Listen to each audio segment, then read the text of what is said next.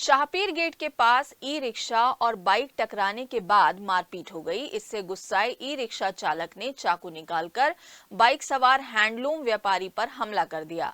व्यापारी के पेट और गर्दन पर वार करने का प्रयास किया गया तो व्यापारी ने चाकू पकड़ लिया।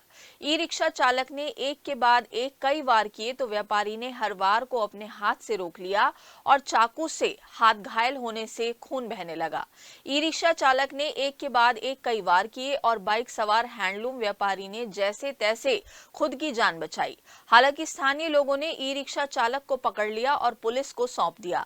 मामला शहर कोतवाली इलाके के शाहपीर गेट के पास का है। गांधीनगर के रहने वाले हैंडलूम व्यापारी विवेक अपनी बाइक से बेगमपुल जा रहे थे और शाहपीर गेट के पास उनकी बाइक में ई रिक्शा चालक यामीन ने जल्दी निकलने के चक्कर में टक्कर मार दी। इस पर कहासुनी शुरू हो गई और ई रिक्शा चालक और हैंडलूम व्यापारी के बीच मारपीट के बाद ई रिक्शा चालक ने हमला कर दिया। व्यापारी को अस्पताल में भर्ती कराया गया है और ई रिक्शा चालक के खिलाफ थाने में तहरीर दे दी गई है।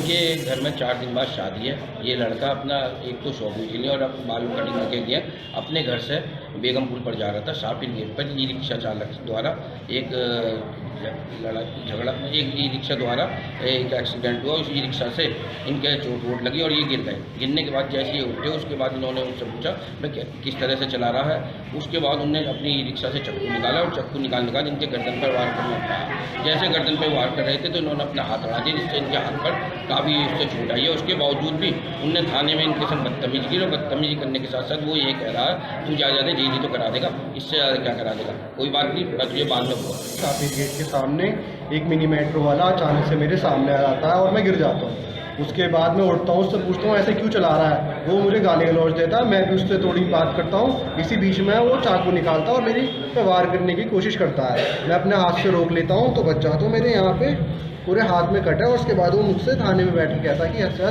फांसी तो करवा देगा, जेली तो करवा देगा, इससे ज़्यादा क्या करवा देगा, और दांत से मेरे हाथ में भी काट।